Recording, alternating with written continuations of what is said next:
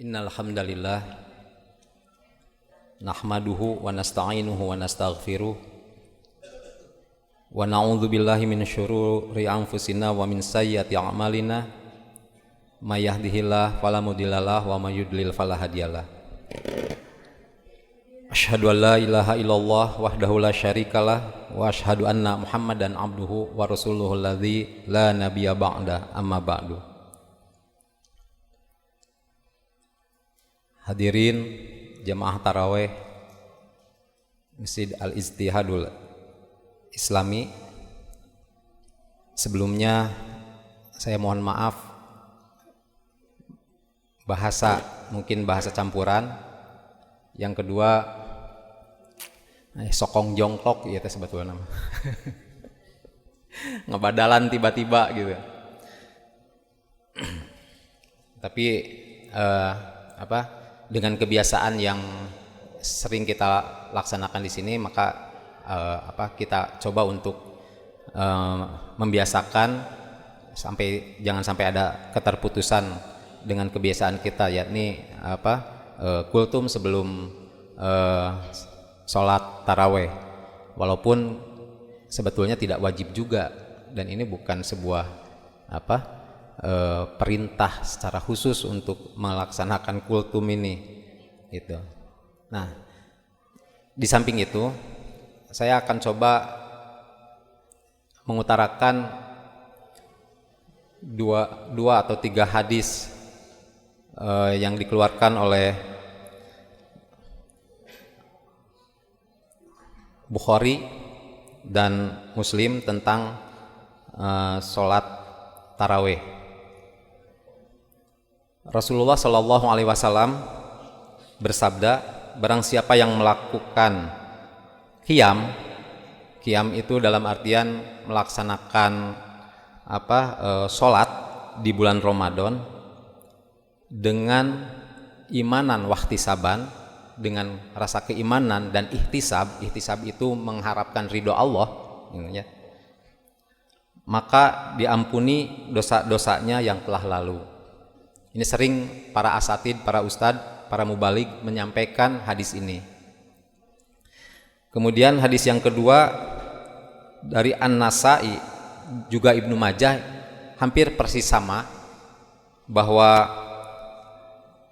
qiyam Ramadan, Rasulullah Shallallahu Alaihi Wasallam pernah bersabda, dalam qiyam Ramadan atau sholat taraweh adalah sunnah, dan barang siapa yang melakukan qiyam Ramadan dengan dasar iman dan mengharapkan ridho dari Allah, maka diampuni dosa-dosanya yang telah lalu.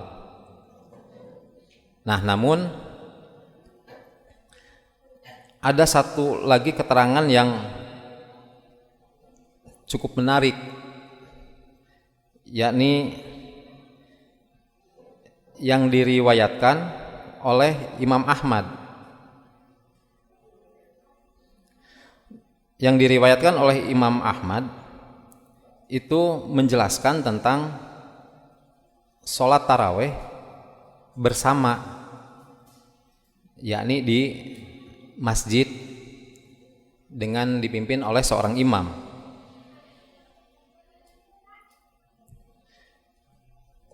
Ini dari Sunan Abu Dawud, dalam kitab Sunan Abu Dawud telah menceritakan kepada kami Musaddad, dan telah menceritakan kepada kami Yazid bin Zurai, dan seterusnya. Abu Dzar, beliau berkata, kami pernah berpuasa Ramadan bersama Rasulullah Shallallahu Alaihi Wasallam, dan beliau tidak pernah mengerjakan sholat malam bersama kami sedikit pun dalam sebulan sampai tersisa 7 hari. Jadi 7 hari di akhir. Jadi Rasulullah melaksanakan sholat taraweh bersama sahabat itu 7 hari di akhir.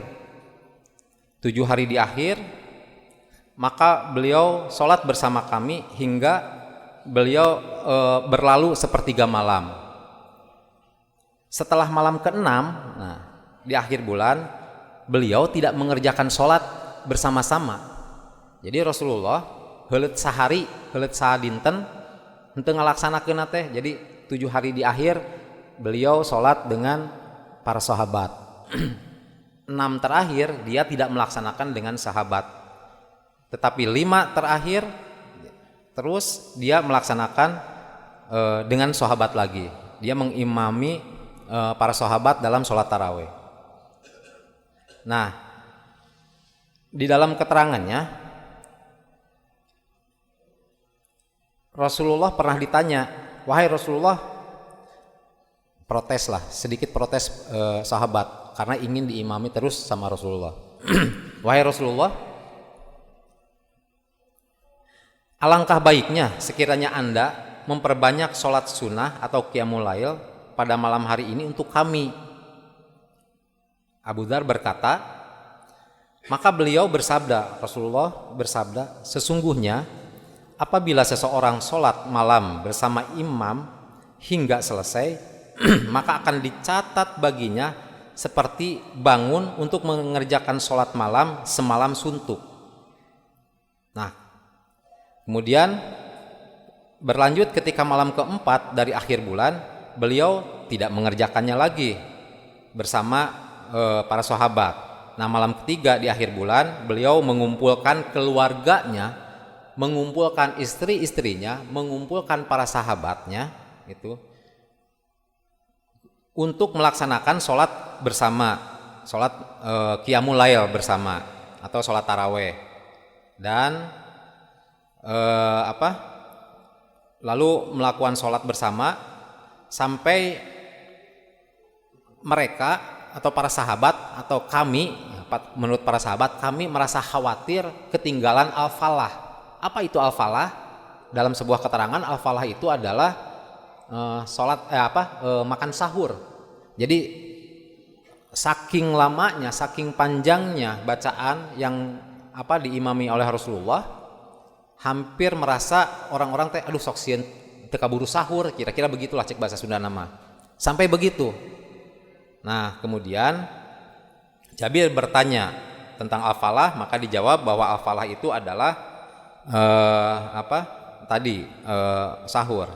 Nah, pahala, kemudian bab pahalanya Rasulullah menjelaskan bahwa pahala orang yang sholat taraweh di masjid bersama-sama maka sama dengan kita melaksanakan sholat itu semalam suntuk, artinya berlipat-lipat ganda pahalanya.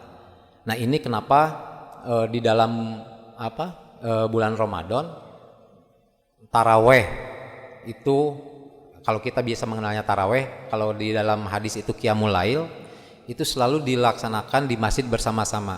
Bolehkah, pertanyaannya, bolehkah kita melaksanakan sholat taraweh di rumah?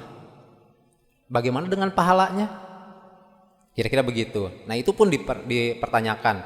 Kemudian Imam Nasai menjelaskan bahwa orang yang sholat taraweh atau qiyamul lail di rumah itu boleh, mau perempuan mau laki-laki boleh, tetapi pahalanya berbeda. Nah, yang membedakan itu bab pahalanya. Pahalana airi di rumah mah, misalkan walaupun dia dengan keluarga, ada imam ada makmum, pahalanya berbeda dengan orang yang melaksanakan sholat di masjid bersama-sama.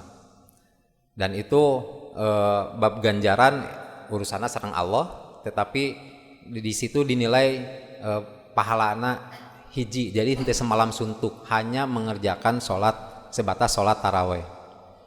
Dan itu pun orang yang ikut sholat taraweh di masjid itu harus sampai akhir. Beda ketika opat-opat tiganya, kalau kita 4-4-3 11 rakaat, 4-4, kemudian yang 3 kita pulang witir di rumah, pahalanya jadi beda lagi. Dia sama dengan orang yang sholat taraweh di rumah.